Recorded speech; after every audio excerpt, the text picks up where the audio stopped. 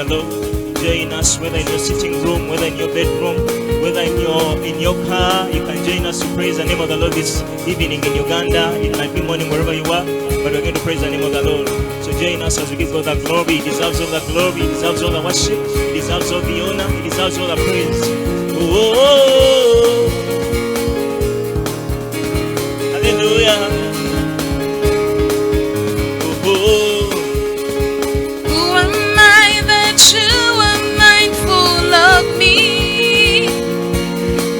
You hear me when I call. Is it true that you are thinking of me? Hallelujah. How you love me. It's amazing. So amazing. Who am I? That you are mindful of me, that you hear me when I call. Is it true? Is it true that you are thinking of me? How you love me? It's amazing, so amazing. I'm a friend of God. I am a friend of God. I am a friend of God. I am a friend of God. He calls me friend. I'm a friend of God. I am a friend of God. I am a friend of God. I am a friend of God. He calls me friend. God calls you friend. Join us as we praise the Lord. Who am I? Who am I that you are mindful of me? Oh, that you hear me when I call. is it true, Lord? Is it true that you are thinking of me? How you love me.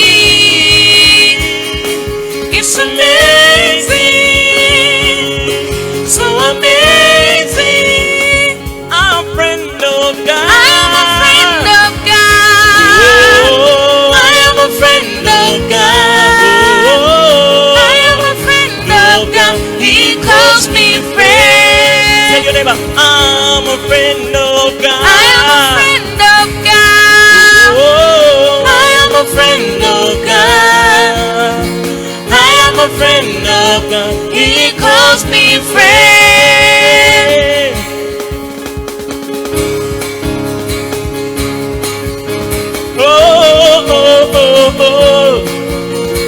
You can rejoice wherever you are. Glorify the name of the Lord. He is worthy of your praise. Again, tell him, oh, oh, oh. You can take a run, you can take a jump wherever you are. As you exalt the name of the Lord, tell him I love you, Lord, and this is all yours because I'm a friend, Lord. Oh, oh, oh, I'm a friend of God. I am a friend of God. Oh, I am a friend of God. oh, I am a friend of God. He calls me friend. I'm a friend of God. I am a friend of God. You a friend of God. I am a friend of God. Oh, oh, oh, I am a friend of God. He calls me friend. again. Oh, I'm a friend of I am a God. friend of God. Friend of I am a friend of God. Oh, I am a friend of God. He calls me friend. Say him again. Who am I? Who am I that you are mindful of me? Oh, That you hear me when I call when I call. Jesus, it is true. Is it true that you are thinking of me? How you love me? How you love me? It's amazing. It's amazing. So amazing. I'm a friend of I God. am a friend of God. Rejoice, rejoice, rejoice, rejoice. I am a friend of God. I am a friend of God. He calls me friend. Shout to the Lord, tell him, I'm a friend of God. I'm a friend of God. I'm a friend of God. I am a friend of God. He calls me friend. Listen to this. I'm a friend of God. I'm a friend of God. I'm a friend of God. I'm a friend.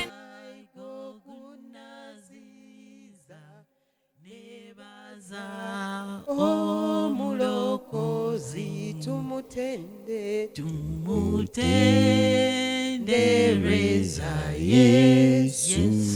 Yesu oli mwana gwandiga omusaayi gwo gunaziza nebaza omulokozi ababuliranga abantu obulokozi bonna obutali bwa kitundu obulambo bw'obuwa tumutendereza Yesu oli mwana gwandiga omusaayi gwo gunaziza nebaza omulokozi ababuliranga abantu obulokozi bonna obutali bwa kitundu obulambo bw'obuwa tumutendereza Yesu oli mwana gwandiga omusaayi gwo gunaziza nebaza omulokozi edda nafubanga bufubi okuwona emirembe kati maliridde ddala okweyabiza Yesu tumutendereza Yesu oli mwana gwandiga omusaayi gwo gunaziza nebaza omulokozi.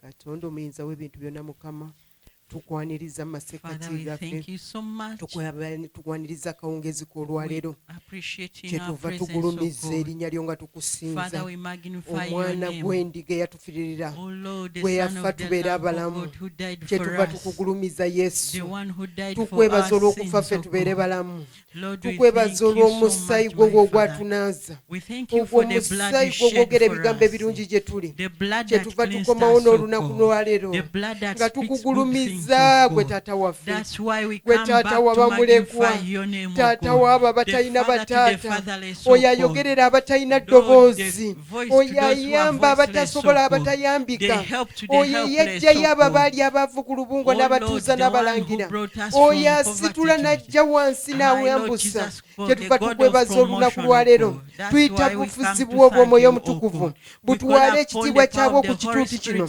tuyita obufuzi bwo mu byuma byonna tuyita obufuzi bwe eri abo bagenda okuba nga bawuliriza kyetuva tukugulumiza Mukama ffenna tukomawo twewonga mu maaso go Mukama tukakkana wansi w'ebigere byo Mukama tugwa wansi ku nnamulondo yo Mukama leka gwegoba ogulumizibwa leka erinnya lyo liyimusibwe laba ekitiibwa kyo kiyimusibwe ffe nga tukakkana wansi tukozese tuba obuzindalo bwogera ebigambo byo ffe tuli buzindalo byo Mukama kyetuva tukwebaza nti tugenda kuweereza naawe Mukama tukwebaza omwoyo mutukuvu jangu otutwale wamba akamwa kange wamba omwoyo gwange byonna n'okutegeera kwange nze nvaawo leka gw'olabisibwe mu byonna bye tugenda okwogerako byonna bye tugenda okusomesa mu Kristo Yesu tusabye amiina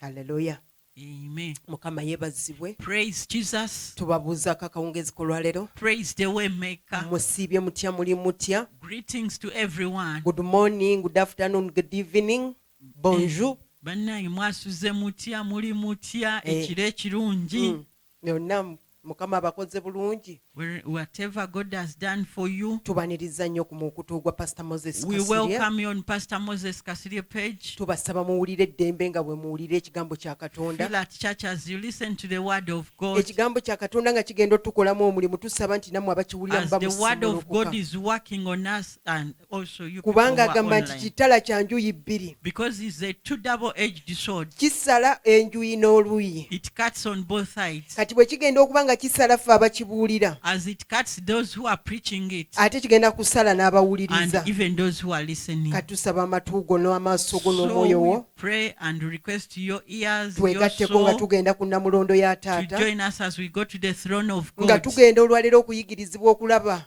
Today we are going to be tugenda kusoma ku nsulo ezaazibikirwa na ngeri ki gye tugenyina okuzizibukulamu. Today we are going to look at blocked wells and how to unblock them.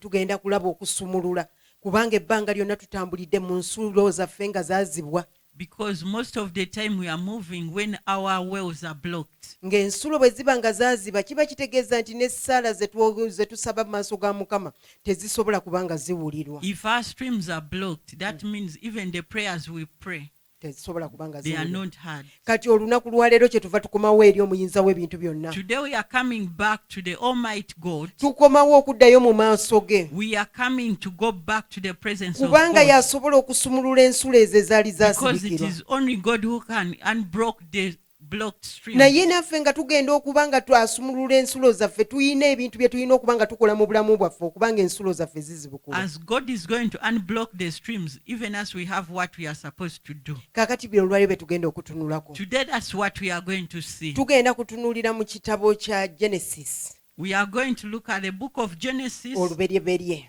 Genesis. Oluberyeberye. Amiina. 26:18. Chapter 26 verse 18.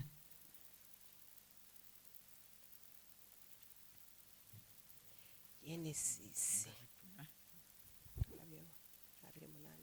Mukama atusaasira tuwe ekisa tuffe basomi mugenda tugumiikirizaako naye tugenda kutambula ffenna mu linnya lya Yesu. Amiina.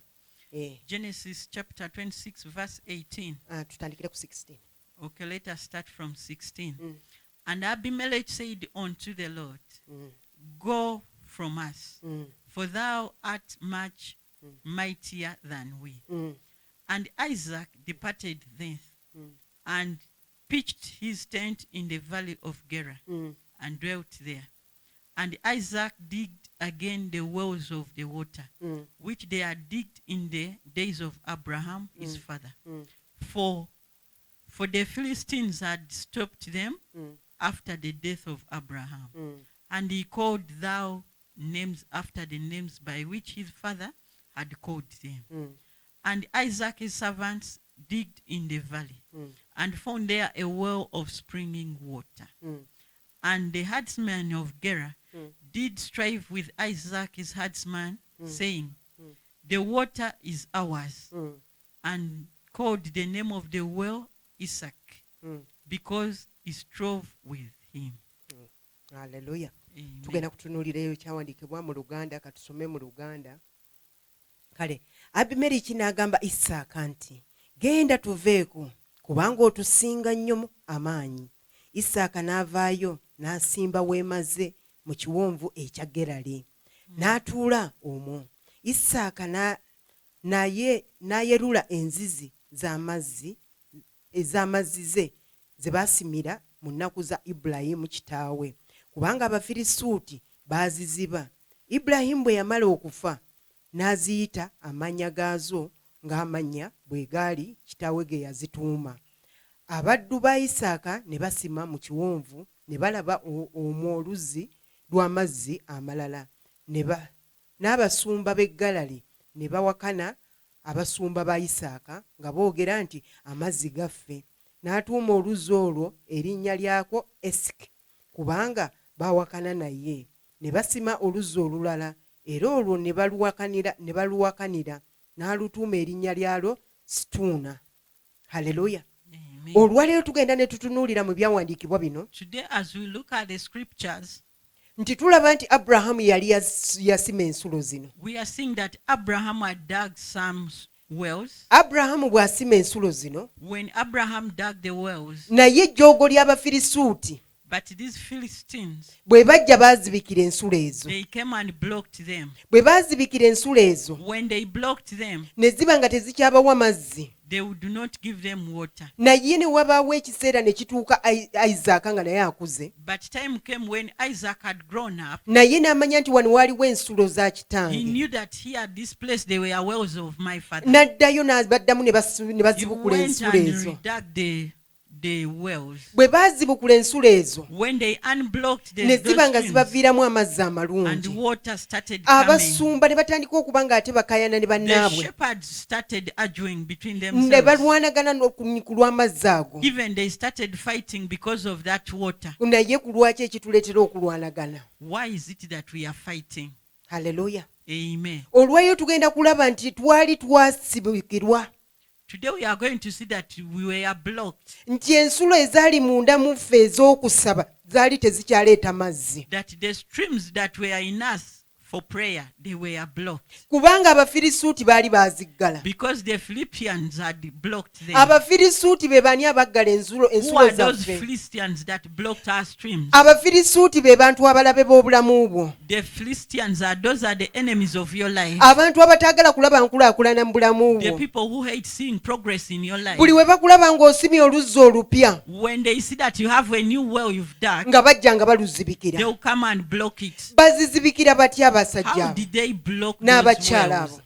Those men and women. Ensulo zaffe ng'otandise okuba ng'oli mu Katonda ng'osaba, When you start being in God and with prayer, Katonda ng'omuyingidde ng'otandise okuba nga weegayirira ng'osaba, when you yield yourself to God as you start interceding and supplication and prayer, ensulo zo ziba zisimibwa, ziba ziddibwamu okusimibwa mpola mpola. your streams are unblocked. Naye buli w'oba ng'ensulo zo zitandise okuba nga ziddamu zisimibwa, When you see that your streams are being dug again, olina okukimanya nti n'Omufirisuuti akutunuulira, you have to know that there is a Philistine looking at you. ng'akulinda w'omalira okuzisima aziteekemu He's amayinja just azizibe. waiting to see when you finish digging to put stones there. Kaakati ffe tulina okuba nga twekuumira mu Katonda. Now for us, we have to keep ourselves in God. Ate bwe luba ng'Omufirisuuti asibye oluzzi olusoose, And if the Philistine has blocked the first well, wakyaliwo ekisa nti okyasobola okuddamu n'osima oluzzi olulala. there is grace that you can get another well to dig.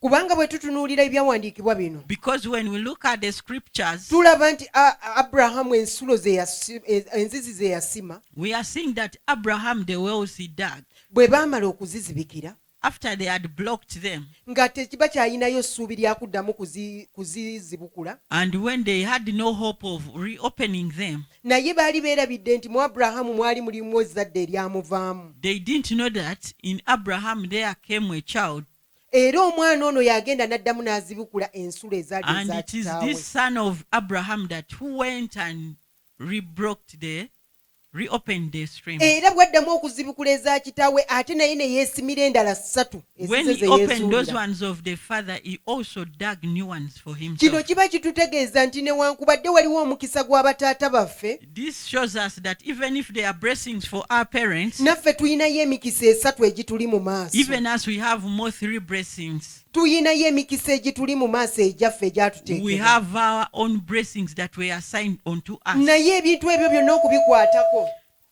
For in order to touch all those things, tulina okuba nga tuli basabi nnyo, we have to be prayerful, kubanga essaala yezibukula ensulo ezaazibikirwa. because it is prayer that unblocks the streams which Ate are blocked. buli nsulo gy'osima bw'oba togitaddeeko kitindira kugizibikira. And every stream you unblock, if you don't put a fence around it, Manya nti Omufirisuuti agenda kujja agisibe. you know that the Philistine is near. Sitaani ayina ejjoogo. The devil he likes despising. Buli kintu ky'oba ng'okola, Whatever you do, manya nti buli kintu ky'ofuna mu Katonda, you know that whatever you get in God, buli ddaala ly'ogendako, every step you go mu on, kusaba gy'okoma nga weeyongera mu the kusaba. more you go into prayer, Omufirisuuti mujjukire nti naye ajja that akutambulirako. even you know that the Philistine is moving behind you. Bw'ajja ng'akutambulirako, As he moves behind you, bw'olanga ajjamuuko akatono, when you become lazy n'olekerawo okuba ng'okyasaba, and you stop praying, oluzzi luli lwe wasima, the other well you dug, agenda kujja aluteekemu amayinja you aluzibikire. come and put stones and block it. Kati tetulina kuva mu maaso ga Mukama nga tusaba. So we are not supposed to depart from God in prayer. Enzizi tulina okuzikuuma nga nzibukule. We have to keep our wells unbroken.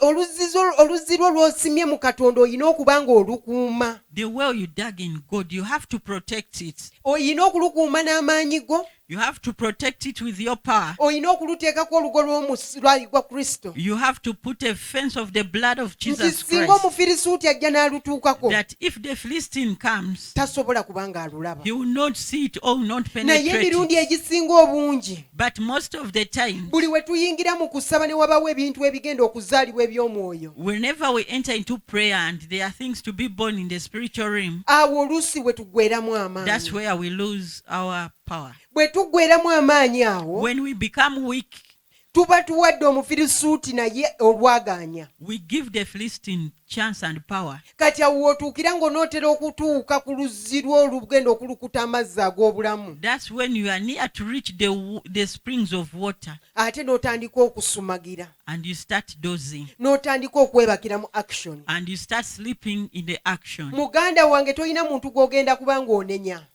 My dear, you have no one to accuse. naye olina okunenya Omufirisuuti ye Sitaani omubi You ennyo. have to accuse the Philistine who is Satan, Oyo azuukusizza ate abalabe be okujja bagazibe, the one who wakes up the enemies to come and block the water. era bwe banajja ne bagasiba, And when they come, naawe ojja kubanga essuubi likuweddemu. even you, be when you've lost hope. Naye tukyayina essuubi But we still have hope nti Katonda atugambye that God is telling us nti Isaaka n'addayo n'azibukula enzizi ezaali zaazibwa eza kitaawe. that Isaac went back and unblocked the streams which were for his father. Isaaka ku mulundi guno be baffe tugenda kuddayo mu maaso ga Mukama. The Isaac we are the ones who are going back before God. Tugenda kuddayo tumugambe nti atuwa amaanyi, We are going to go to give us power. tumusabe obuyinza, We are going to go to give us authority, tumusabe ebikozesebwa, to give us the tools and weapons, tuddeyo tuzibukule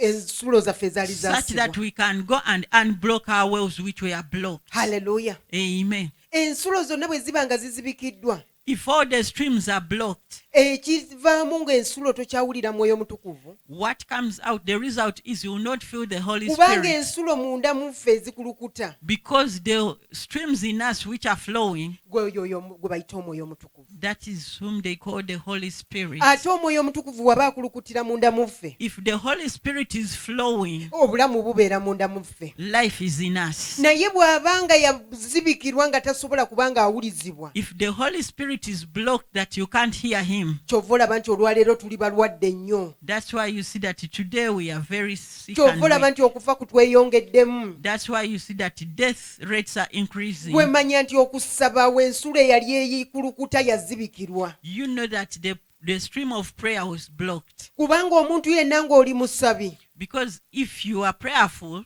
ng'ensulo zo zikulukuta z'omwoyo omutukuvu when the Holy Spirit is flowing in you, gwe manya nti akulukusa bulamu, know that is life flowing. akulukusa maanyi, Know that is power flowing. amagezi gaba gakulukuta. Know that is wisdom flowing. naye oluzzi nga lubadde luzibiddwa luteekeddwamu But amayinja, if the streams are blocked with stones, olwo lwe bayita nti luli domanti. that's where they say that you are dormant or not active. N'obeera nga toyina kyokola. You are there not active.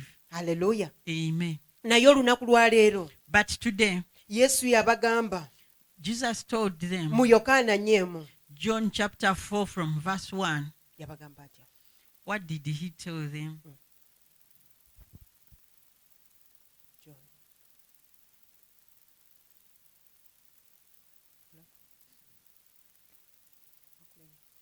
John chapter 4 from verse 1.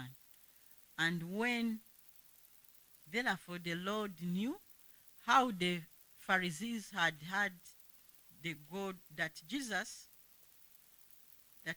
made and baptized more disciples than John, though Jesus himself baptized not, but his disciples, he left the Judea and departed again into Galilee. And he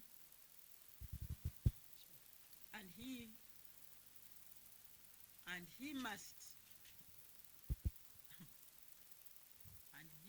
needs go through Samaria. That then comes he to the city of Samaria, which is called Sychar. Verse 11. The woman said unto him, omukazi n'amugamba, Sir, thou hast nothing to draw with, and the well is deep. From hence thou hast that living water. And art thou greater than our father Jacob, which gave us the well, and drank thereof himself and his children and his cattle? Jesus answered and said unto her, Whosoever drinks of the water shall thirst again. But whoever drinks of the water that I shall give him shall never thirst. But the water I shall give him shall be in him a well of water springing up into everlasting life. amiina. Amen. Haleluya. Amen. Omukazi n'amugamba nti, ssebo, tolina kyakusenya n'oluzzi luwanvu, kale ojjawa amazzi ago amalamu? Gwe oli mukulu okukira kijjajjaffe Yakobo, eyatuwa oluzzi luno, eyanywangamu ye n'abaana be n'ensolo ze. Yesu n'addamu n'amugamba nti, buli muntu yenna anywa amazzi gano ennyonta erimuluma nate, naye anywa amazzi ago nze gendimuwa ennyonta terimuluma naddala emirembe gyonna. Naye amazzi gendimuwa ganaafuukanga munda mu ye ensulo y'amazzi agakulukuta okutuuka ku bulamu obutaggwaawo. Haleluya. Amen. Bwe tutunuulira ekyawandiikibwa kino, When we look at this scripture, tulaba oli nti yali yamanyidde nti ensulo bajjajja be ze baasima, we see this lady who was used of the well that their forefathers dug. era ali ku luzzi ziri Isaaka ne Abrahamu ze baasima ze Is tusoose on these okulaba. wells which were dug by Abraham and Isaac. Baali balina essuubi nti ensulo zino ze zibawa amazzi ag'obulamu, They had hope that these wells used to give them living water okutuusa bwe yasanga Yesu ng'atudde ku luzzi. until the time he met Jesus on the spring. Yesu n'abikkulira omukyala ono, And Jesus revealed unto this lady, n'amugamba nti, singa onoonywa nze ku mazzi ge nkuwa, and he told him that if you drink the water I give you, gano amazzi ge gayina obulamu, this water has life, ate togenda kuddamu kulumwa and nnyonta. you'll never be thirsty again. Kubanga oli ye yali yamanyira nti oluzzi lwe lugaba amazzi, Because the other one was used that the well is the one which gives ate water. gwalaba atudde wano talina nakisenayo mazzi mu luzzi. And the person he saw, he didn't have even the container to collect water. Naye yali amutegeeza nti ye gwalaba atudde awo yennyini, But he was telling her that the person she's seeing, nti lwe luzzi lwennyini. this is the real well. era bw'omunywa bw'oti And when you drink him, otandika okuvubulutukamu ensulo ez'amazzi that ag'obulamu. when you drink Jesus, you start flowing living water from Kati you. bwe tumutunuulira olunaku lwa leero Yesu When we look at him today, nga tuzzeemu okusima ensulo zaffe, as we go to unblock our streams, ensulo zaffe zeetaagamu amazzi, our streams need water. naye ng'atugambye nti ate ye gwe mazzi ag'obulamu. And God has told us that Jesus is the living water. Kati tugenda kunywa amazzi ag'obulamu ago. We are going to drink that living water. Olwaleero tugenda kunywa Yesu. Today we are going to drink Jesus, Ensulo zaffe zisobole okujjulamu amazzi ag'obulamu. such that our wells may be full of living Ne gye water. zinaakulukutiranga nga gagenda. Even where the water will flow, Ganaaba nga kulukutusanga bulamu. it will be life. Era nga n'emigga gino gye gunaagendanga. And even these rivers where they will be Ebintu flowing, ebinaagenda, ebintu gye ganaasangangayo byonna bijja kubeera n'obulamu. the trees that this water will reach, they will have life. Haleluya. Amen. Amiina. Amen. Naye mu mirundi egisinga obungi But most of the times, bwe twerabira okuba nga tuzibukula ensulo zaffe, when we forget to unblock our wells, ensulo zaffe nga bubadde emirundi egisinga obungi zisooka ne zikalira, most of the time our wells first dry up. ensulo zimanyi nazo okukalira. The wells dry up. Tuziraba mu Bassekabaka ekisooka 17. We are seeing it in the book of First Kings. Tumulaba nga Elijah agenze ku kagga Kebosi. We are seeing Elijah going to a certain well. Akagga ako n'aba nga yakanywangamu amazzi buli lunaku. He used to go to that well and get water every day, daily. Naye akagga katuuka ekiseera ne kakalira. The well reached time and dried up. Ne yeetaagayo eddoboozi lya Mukama ne limugamba onoova wano ogende ewantu ewalala w'enkusindika. And he needed a voice from God which would tell him to go to another place. Ng'era naffe emirundi egisinga obungi bw'otuuka ekiseera nga weewulira nga munda okalidde. Even as time comes when you feel you are empty, Munda ogenda n'owulira nga ne bw'osaba essaala yakuwaguza. you feel inside that even if you pray, you are just Ne struggling. bw'owulira ekigambo kya Katonda nga tekikkolera. Even if you hear the word of God doesn't work for Ne you. bwe basomesa nnyo ebigambo ebyenkana ki tosobola kubanga obiwulira. That even if they teach which word, you don't hear it. Nsonga lwaki? Why? Kubanga oluzzi lwo lwazibikirwa. Because the stream is blocked. Naye emigga nga gitandise okuba nga gikulukuta, But when the streams start flowing, emigga ne giba nga gitandika okuba nga gitambula bulungi, when the streams start flowing and moving good, nga Yesu ali munda mu ffe, when Jesus is inside us, ng'atandise okuba ng'akulukusa amazzi ku egyo emigga when he egyakalira, starts flowing water into those dry streams, emigga giddamu ne gibimba. the streams, they will get overflow. Emigga giddamu ne gibimba. The streams will get overflow. Emigga egyo gye ntegeeza nti bwe bulamu bwaffe. Those rivers are the ones I mean that is our Emirundi life. egisinga obungi bwe tuba nga tukalidde, Most of the time when we are dry, twetaagayo amaanyi okuva eri Omwoyo we Omutukuvu. need power from the Holy Spirit. Twetaagayo okumusaba amazzi agava ku nsulo We need ez'obulamu. to pray to the Holy Spirit to give us water from the streams of life. Amazzi ago bw'atandika okuba nga agatuteeredde ne gatandika okukomawo mu bulamu When bwaffe, he releases those streams of water into our life, ebibadde byafa biddamu ne bifuna obulamu. those things which are dead, they get life. Kubanga agamba nti amazzi gano bwe gakulukuta ag'emigga, He says that if this water flows, buli lwe ganaagenda ku nsenka ku lusenyu lw'ensi, when they go to the shores to on the the dry earth, land, to the dry land, wagenda kuddamu obulamu awo. there they will get life. Era we wanaagenda okuddamu okuyitawo, When they go passing, ebintu bijja kuba nga bizzeemu obulamu, bizzeemu nga bimera.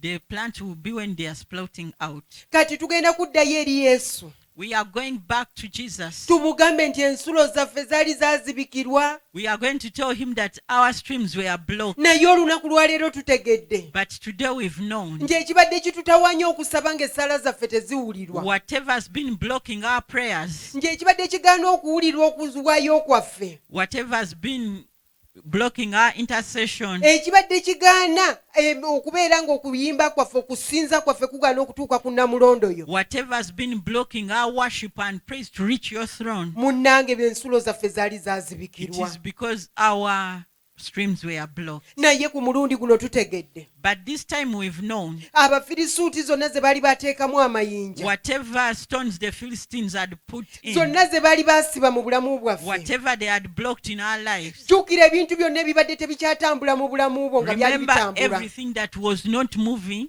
and wali it used oyina to omulimu move. gw'okola naye ne guba nga gwakomaawo You used to have a certain job but it ended. wali oyina bizinensi ng'olina ekintu kye weekolera ne kiba nga kiri stagnant kiri You awo used to have a business but your business collapsed. manya nti omufirisuuti yajja n'akiteekamu You know amayinja that the Philistine came and put stones. yajja n'akizibikira The Philistine blocked it. ate okuddamu okuzibikira ensula ezo And to go back and block those streams, weetaaga amaanyi ga katonda you need power from God. weetaaga ekisa kya You katonda need grace from God. weetaaga ebikola nga biva wa mwoyo omutukuvu You need the truths which come from the Holy osobole Spirit, okuddamu okuzibukula ensula such ezo that you can reopen them. naye katonda mwesigwa But God is too faithful. agamba nti ye ge mazzi ag'obulamu He says himself is the stream of agamba living nti water. gw'anaagawa n'anywa tagenda kuddamu kulumwa He nnyonta says whoever he shall give this water will never be thirsty again. naye ng'amazzi agazuwa g'omwoyo omutukuvu gamaze okunywebwa But after drinking the water of the Holy Spirit, nga tuddamu okuba nga tuddamu okujjuza ensulo zaffe as we got to refill our streams, naffe twetaaga okuba nga tuli bagezigezi even as we need to be wise, twetaaga okuba nga tuli bagezi nnyo we need to be wise. kubanga buli luzzi tululabye nti buli luzzi lw'osumulula We've seen that every well you open, wabaawo omufirisuuti alulinza okulusuulamu there is amayinja a Philistine waiting to throw their stone. ebintu byonna bye tuba nga tujja mu katonda nga tusabye Whatever we get from God, tulina okubizzaayo mu maaso ga mukama okuba nga we bikuumibwa have to take it back to God such that it tuleme can kuleka bintu byaffe nga byasamye bwasamye be. Let us not leave our things open. tuleme kuleka bintu by'otaddemu effort okubireka nga tebiriiko alabirira Do not take things for granted. Those you put in effort, you leave them open. No one is looking after them. kubanga buli w'obireka nga tebiriiko abirabirira Because whenever there is no one looking after them, nga teriiko muntu abirwanirira there is no person fighting and defending gwe them. manya nti ebyo omufirisuuti byatunuulidde You byagenda know that the okusiba Philistine is eyeing it. kati buli omu olina okuyiga okuba ng'okutta ekitala kyo And everyone must know to have your weapon. oba ng'okutta enkumbi ye ey'okuzibikula oluzzi If you lwo have your hoe for digging the well, ng'oli redi nti bw'omala okuzibukula oluzzi olwo when you are ready that after reopening this well, nti tewali wagenda kuddamu kuluziba that no one will block it again, nti ogenda kuyimirira okuuma oluzzi lwo that you stand there and protect your well. ogenda kuyimirira n'essaala You are going to stand with prayer. ogenda kuyimirira n'ekitala kya mukama mu You are mikono going gyo to stand with the weapon of God in your hand. otandike okuba ng'okuuma buli luzzi lw'osimye And you protect every well you dug.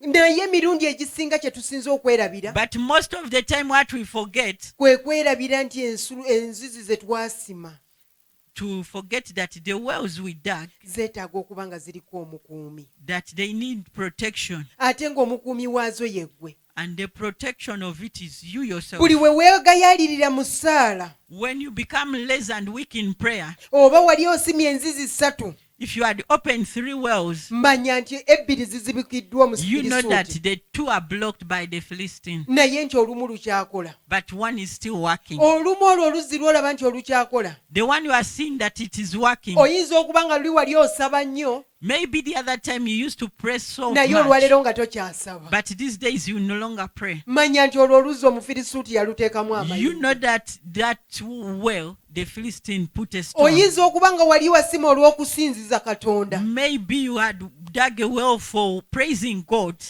ogenda okuwulira nga tokyasobola na kusinza mu maaso ga that you mukama hear that you feel that you no longer praise God the way you used. ng'omanya nti nalwo omufirisuuti You yaluziba know that the Philistine had put a blocking stone. oyinza okuba n'oluzzi nga lwakugaba You might have a well of giving, ng'oluzzi lwo lulungi nnyo lugabira abalala bonna and your well supplies others, naye n'otuuka ekiseera but time comes, n'oba nga tokyali mugabi you reach and you are no longer generous. era nga bwe boogera ku ky'okugaba mu kkanisa And when they talk about of being generous, tokyayagala kugabira wadde omuntu omu you no longer want to be generous to bwe anyone. weekebera omanye nti oluzzi lwange omufirisuuti yaluziba Check yourself and know that the Philistine nga blocked naye that way. omufirisuuti kye yakulekera But what he left you with, yakulekera okuba ng'otambula n'ogenda mu kkanisa he just left you with just walking and going to church. halleluya Amen. naye ng'ekyokusaba tokyasaba, But when it comes to prayer, okusinza tokyasinza, you no longer worship and praise God. n'okuwaayo mu katonda tokyagabira Even you ddala. are no longer generous and you are not giving in God. Kaakati tugenda kuddayo tugambe Mukama Now we are going back to tell God nti Mukama oluzzi luno lwali lukulukuta, that this well used to flow. naye bwe nalugayaalirira, But when I became weak, bwe saalukomyawo mu maaso when I g'okuteekako didn't obukuumi, bring it back to you to put a fence, Omufirisuuti yaluziba. the Philistine blocked it. Naye olunaku lwa leero But today, nkomawo egyo oli omuyinza w'ebintu I'm byonna. coming back to you, Jesus. Enzizi ngezezzaako okuba nga nzisima, I've tried reopening the wells. nsimye ez'enjawulo, I've opened different naye wells. gye nkomye okuzisima, More I've dug the wells, Omufirisuuti gy'akomye okujja ng'aziba the lumu more ku the lumu. Philistine is blocking one by one. Olw'olwaleero nasigala kuba nga ntambula butambuzi. Now these days I just move. Ku mulundi guno nga Katonda agenda kubikuddiza, But this time when God is returning them back to yeetaaga you, okuba ng'oli mukuumi wa lusuku olwo, you need to be a protector of that vineyard. weetaaga okuba ng'okuuma oluzzi olwo, You need to be a protector of that well. weetaaga okuba ng'okuuma buli kintu Katonda You need to kyakuwadde. be a protector of everything God has given Bw'owulira you. ng'obadde tokyasaba nnyo mu Katonda, When you feel that you no longer pray the way you used to pray, ddayo mu chambers, you go back to the inner chambers omugambe nti Mukama, and tell God, mbadde luli nali nga nsaba nnyo, I used to pray. ng'era mpulira mbeera mu presence yo, I used to feel your naye presence. essaawa zino okusaba n'eddakiika 5 But this time, even praying for 5 minutes, sikyambadde sikyasobola. I wouldn't. Mukama, Lord Jesus, mbadde nsinza nnyo, I used to naye praise and sikyasobola na worship. kuyimirira mu maaso go ne But nkusinza. I can't stand in your presence and Waliwo even ekyazibikira oluzzi lwange, something blocked my naye well. olunaku lwa leero But today, neetegedde I've known myself. kyenva nkomawo omuyinza w'ebintu byonna, That's why I come back before you. nkomawo gy'oli I'm coming back to you, Lord. nga gw'osobola okuzibukula oluzzi It is lwange, you who can unblock my well. gw'osobola okunnyamba wekka Mukama. It is you, God, who can help me. Lwonna sitaani lwabadde yateekamu amayinja Whatever the devil blocked, nga lubadde terukyakulukusa it mazzi, is no longer flowing. ku mulundi guno ku lw'essaala gye ngenda Oh my okusaba, God, this time my prayer, I'm going to ku pray. lw'okwegayirira kwe ngenda okwegayirira mu For the Katonda. supplication, I'm going to cry to you, God. Mukama, Lord Jesus.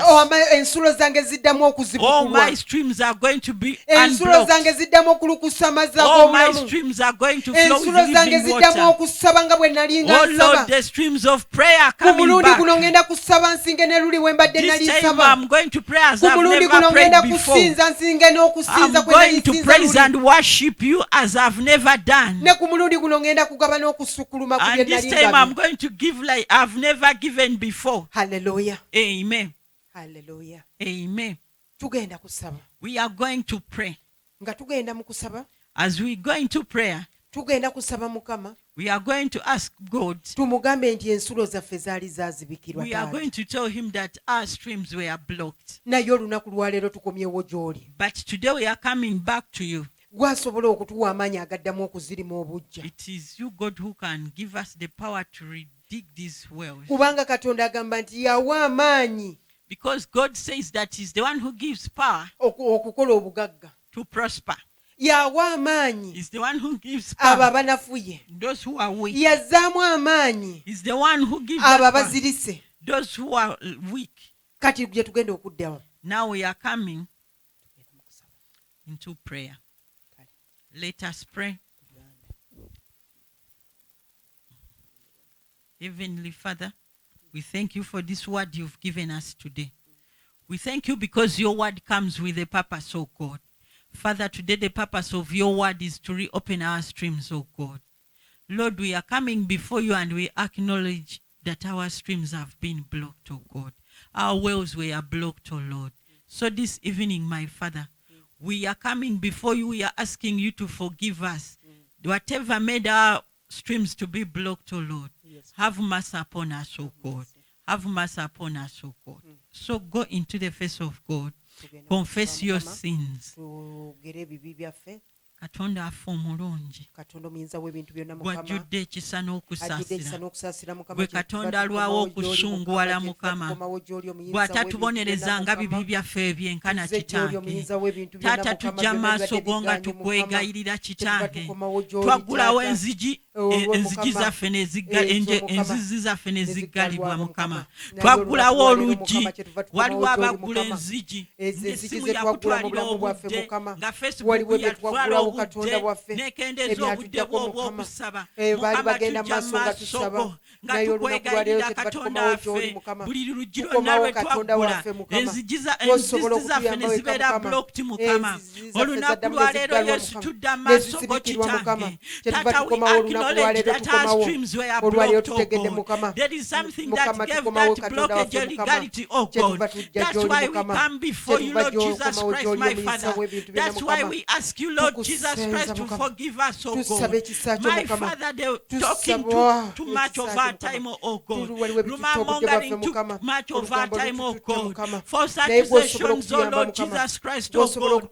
Criticizing our pastors, oh Lord Jesus Christ, oh God. We criticize every pastor, my God, and it took our time of prayer, oh God, and it to close the stream of prayer, oh God. It took the stream of meditation on the word of God, oh Father, judging other people, oh Lord. My Father, blocked our streams, oh God. Oh my Lord, filtering your word, I'm measuring the anointing on people, oh God. It blocked your working into our lives, Father.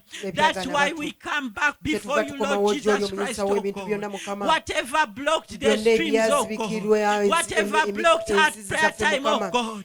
Whatever blocked our meditation, oh God. Whatever blocked us reading the Bible, oh God. kyetuva tukomawo ky'oli mukama otusaasire katonda waffe saasira omuyinza w'ebintu byonna saasira kabaka w'abakabaka tusaasire my name, O God, shall confess their sins to me, O God. Father, you forgive us and save us. You hear our prayer, O God. Father, save us, O Lord Jesus Christ, O God. Save us from the dried wells, O God. Save us from the dried streams, O God. Save us, Lord Jesus Christ, in the pit which is waterless, O God. Father, we are in the pits which are waterless, oh God. But because of the covenant of your blood, so my God, we are coming out from those waterless pits, oh God. The pits where the Holy Spirit is not, oh God. The spirit where there is no communication with God, oh Lord. The pit where we don't hear from God, oh Lord. My Father, we are the ones leading ourselves, oh Father. We are doing everything in our wisdom, oh God. We are the ones who plan for ourselves, oh God. We don't seek the face of God. And the streams are blocked, my Father. We are coming back to you, Jesus, oh God. We are coming back to you at the right hand of God.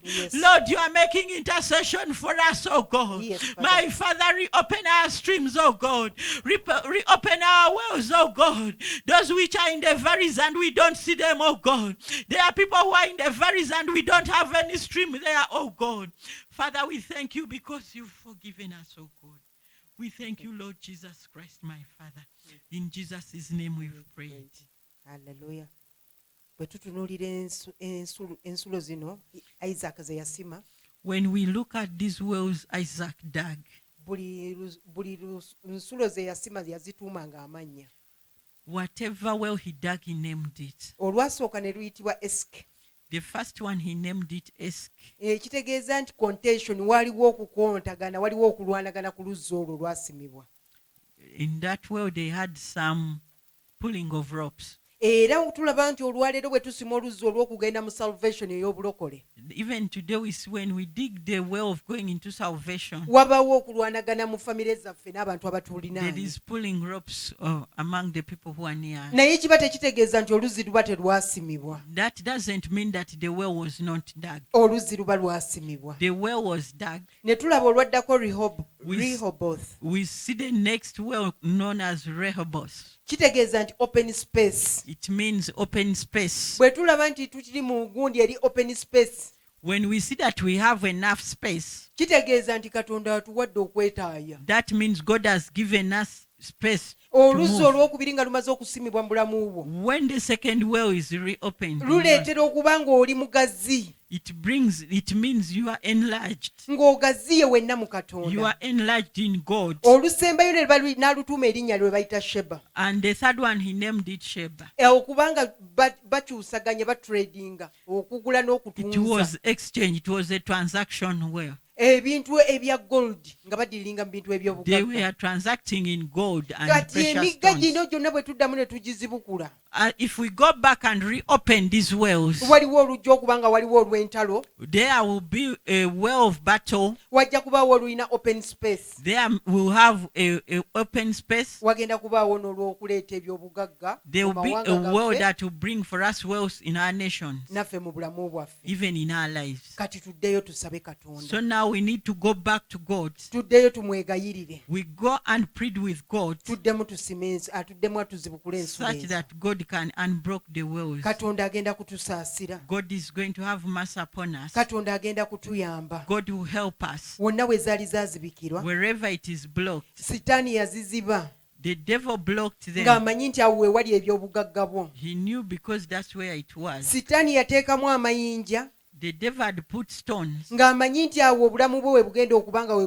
bumerukira. He knew that that's where your life would sprout from. Naye olunaku lwa leero nsaba ofune ekiruyi, But today I want you to feel that zeal okwate ekijambiya, and get that pang okwate ekisa eky'ekitale enjuyi ebbiri, and get that two double-edged sword, otandike okutemaatema omubi. and you cut the enemy. Oyo omubi abadde atudde ku nzizizo, The enemy who is seated on your wells, abadde azizibikira, the one who is blocking them. nga buli kintu ky'otaddemu amaanyi, Whatever you put buli effort luzzi in, lw'osima, whatever you dig, ng'omufirisuuti ajja aluziba. and the Philistine would block it. Naye ku mulundi guno But this time, tumaze okutegeera we've known nti buli luzzi lwe tugenda okusima whatever way we are going to dig, tugenda kuba bakuumi baalwo, we are going to protect it. era tetugenda kululeka nga lwasamye We shall bwasamye. not leave it open. Byonna ebintu Katonda by'atuwadde Whatever God has given us, tugenda kuba nga tubirwanirira. we are going to fight for it. Katonda talina bintu by'atuwa nga byakutwala kuseeyeeya, kubayita okuseeyeeya.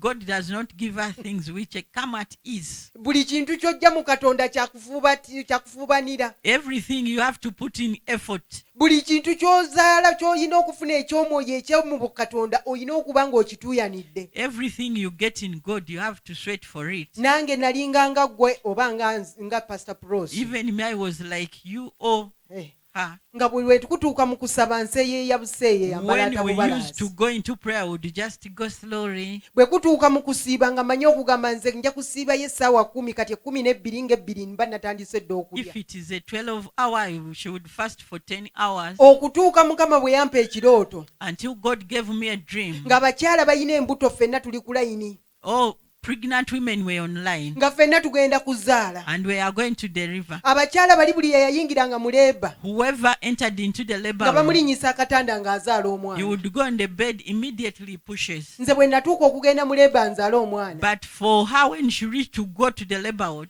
nafukamira bufukamiza akatanda saakalinnya I just knelt down before going on to the ne bed ndyoka nsindika omwana. and I pushed the baby. Eddoboozi ne liŋŋamba And the voice told nti buli her, ky'onookwatako kyonna whatever you are going to touch, kigenda kusindikibwa ku it maviiviigo. will be pushed on your knees. Haleluya. Amen. Kati bw'oba osaba If you are praying, tozanyisa ssaala. don't joke. with Wandiba prayer. ng'oli omu olinga nze It might be you are like us, nti ne w'oba ng'ofunye bayibuli bw'eti that even if you get a Bible like this, kapito waayo abadde viivi. the capital of it is the knee. Haleluya. Amen. Tugenda kusaba, tugenda kulwanisa omulabe, We are going to fight with the devil. tugenda kulumbagana byonna We by'abadde are atutaddeko, facing that devil. nga tulukwata ekitala kya Kristo, We are going with the sword of twambala Jesus. omusaayi gwa Kristo, We put on the blood of nga Jesus. tulumbagana buli nkwaso ya mubi, We are going on every contact of the tulumbagana buli enemy. mufirisuuti, Every Philistine. buli abadde azibikira zonna ensula ze Whoever is tusima, blocking our streams. buli abadde azibikira byonna bye tukoze n'amaanyi Whoever is gaffe, blocking whatever buli we nsula work zaffe for. nga zibadde zaatuulwamu Every omubi, stream that has nga been blocked by n'ejjogolyo the yayireeta devil. amayinja n'aliyiwamu, that he brought stones and blocks. ng'amazzi tegakyakulukuta galeeta The obulamu water is not flowing. kati kwata obusungu yambala obusungu bwa mukama agamba mu yeremiya nti laba nziguddewo etterekero ly'ebyakulwanyisa by'obusungu bwange genda otemme genda ozikirize kati essaawa zino olwanagana n'ekyo ekyatuula ku luzzi lwo kizikiriza n'omusayi gwa katonda jayo ebyokulwanyisa by'eggulu tematema gamba nti kino kibadde kinjiikiriza nga kyatuula mu kusaba kwange naye olunaku lwaleero togenda kuddamu kutuula mu bintu byange buli kintu kyange kye mbadde nkwatako obadde okikuba busu naye ku mulundi guno togenda kuddamu kuba bintu byange busu kubanga osanze ndaba enzizi zange mukama zemu n'azizibikula buli kyobadde wanzijjako lwabadde wampambako olunaku lwaleero nange mbikujjako ngoberera ate nga mbikusuuza mugambe mukama nti buli kyange kyonna omubi kye yatwala nange ngenda kulemerako ngenda kumugoberera okutuusa nga nkimusuuziza. Tulaba kabaka Dawudi nga Zikula gyali ku muliro ayokyeddwa, Dawudi n'abuuza mukama nti ngoberere n'abasanga, mukama n'amugamba goberera era tojja kulema kubibasuuza. Gamba mukama nti olunaku lwaleero nange ngoberera Omufirisuuti oyo abadde yatuula mu bintu byange, oyo abadde azibikira ensulo zange ku mulundi guno mwambula mujja mwamaanyi museetula mwota omuliro, yita omuliro gwa Katonda buli ekyayokya ebintu bye, buli ekyatuula mu bintu byo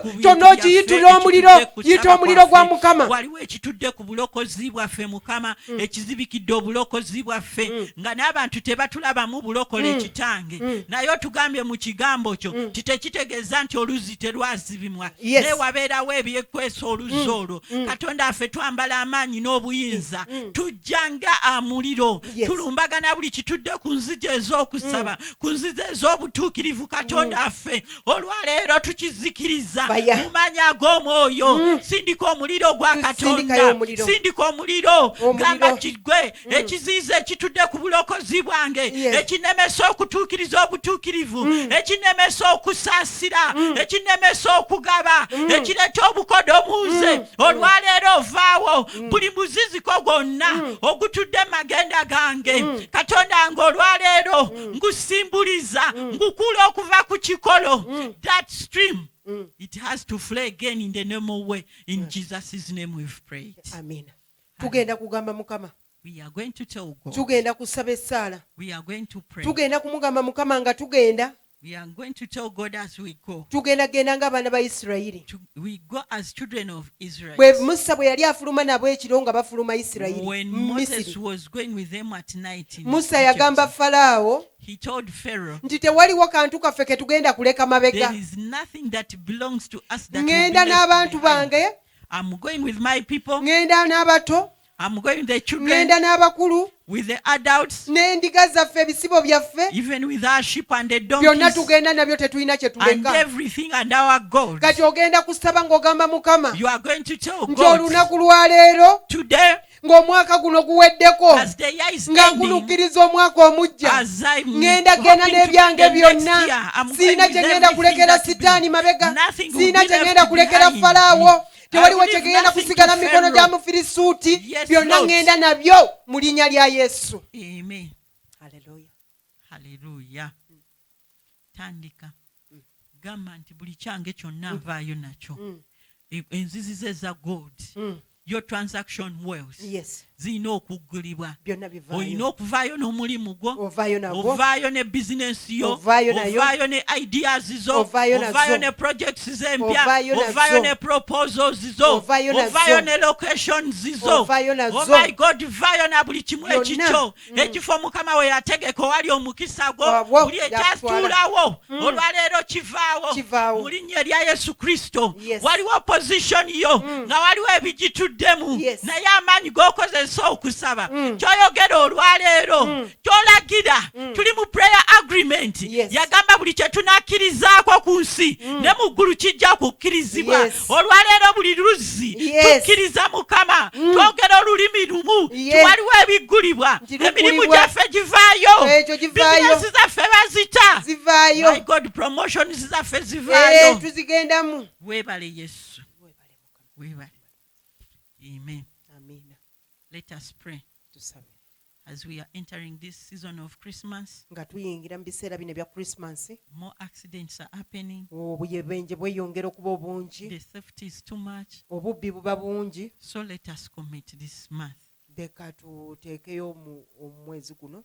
Heavenly Father, Taata omuyinza w'ebintu we byonna, thank you so much for today. tukwebaza olw'olunaku lwa We leero. thank you for reopening our wells, Tukwebaza nti ozibukudde ensulo zaffe and we thank you for the new ones we've opened for us. n'ezo empya ze tulimye ku lwaffe. Holy Spirit, Omwoyo omutukuvu, thank you for flowing in us. weebale kutukulukutira munda muffe. Thank you that inside us Weebale nnyo nti munda muffe you are going to flow, ogenda kukulukuta, and the streams of living water, nti n'ensulo ez'amazzi amalungi they are going ag'obulamu to flow in us. zigenda kuba nga zikulukutira munda muffe. Father, Mu Yesu, as you've opened these streams for us nga bw'ogudde zino enzizi zino mu bulamu bwaffe, in this month of December, mu mwezi guno ogwa Desemba, we commit it in the hand of God. tuguliwonga mu mikono gya The Mukama. season we are in, oh God, Ebiseera bino bye tulimu we surrender it to God, tubiwaayo eri Katonda and we waffe. dedicate everything Buli kimu tukiwaayo mu in mikono the gyo. blood of Jesus Christ. Tubiziwonga mu ndagaano y'omusaayi Those gwa who are Kristo. going for goods, Abo abagenda okufuna ebirungi,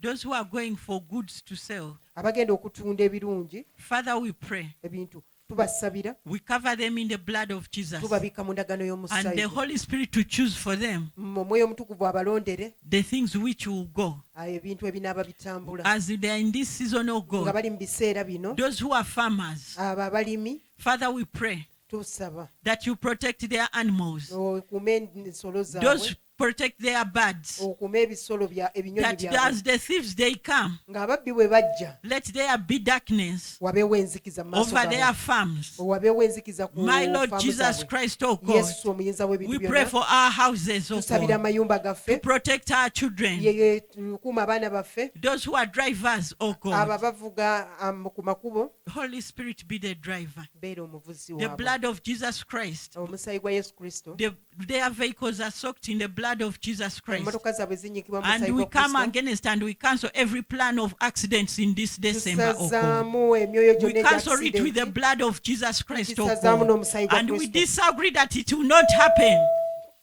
In Jesus' name Tubigaana we've okuvaawo mu linnya prayed. lya Yesu. Thank you, Jesus. Weebale Yesu, Thank you, Holy Spirit. weebale Yesu, Amen. omwoyo omutukuvu tukwate. Thank you for joining us. Weebale kutwegattako akawungeezi kolwaleero. We on Pastor Moses Kasiri page. Tuli ku page ya Pastor Moses Kasirye. As usual, share the messages. Nga bulijjo gabanya, Do a repeat of listening to the messages ddamu owulirize obutambi obwo bwonna, and do the word of God, ate okole ekigambo kya Katonda, because the word of God comes for a purpose. kubanga ekigambo kya Katonda kijja ku lwa And nsonga. God does not expect the word to go back to him void. Katonda tasuubira kigambo kye kudda gy'ali nga tekikoze kye yakitumidde. So put something on that word Baako ky'oteeka ku kigambo ekyo that it may bear fruits in your life. kisobole okuzaala ebibala mu bulamu bwo. Share, share, share, Gabanya, share. gabanya. Evangelize, evangelize. Buulira ekigambo kya Katonda. And if you are there, Bw'oba ng'oli eyo you've never given your life to Jesus nga Christ, towangayo obulamu bwe eri Kristo, and you would like to receive Jesus Christ, ng'oyagala okwetwalira obulokozi, this is the precious moment.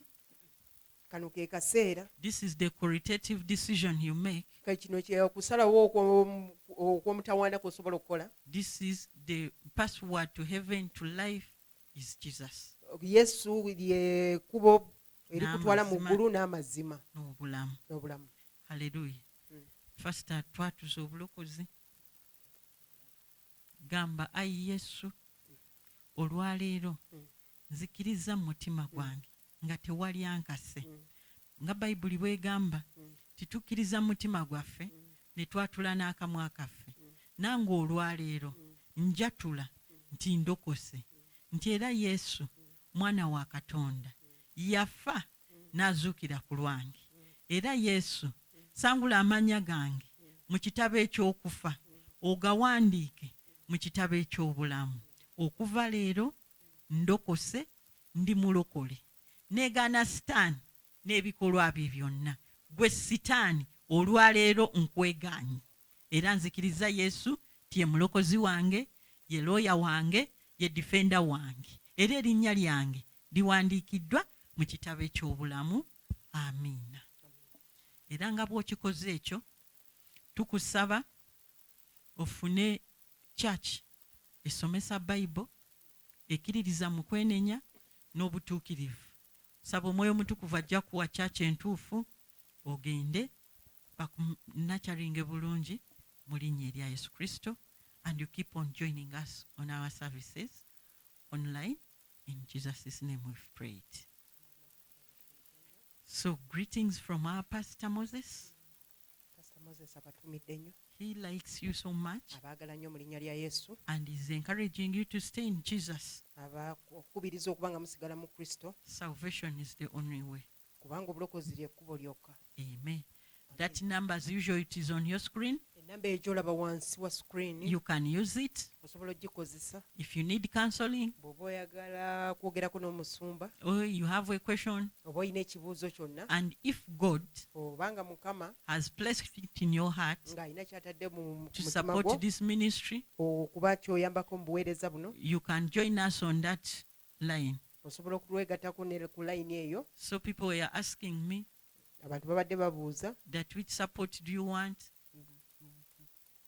buyambi ki bwe weetaaga. So we need support to be online. Twetaaga obuyambi obw'okubeera ku mukutu, We need to pay for internet. twetaaga okusasulya intaneti, We use power. tukozesa amasannyalaze, We use a lot of things. tukozesa ebyuma bingi nnyo nga So you can support us. osobola okuyimirira naffe. Any support you have for us, Byonna ky'olina gye tuli, you can use that number. kozesa nnamba eyo. And may God bless you so much. Mukama akuwa omukisa, Those who are standing with us, abo abayimirira naffe, the blessing of evangelizing, omukisa gw'ababuulira enjiri may it come upon you gubakkeko in Jesus' mu name. linnya lya Yesu. Amen.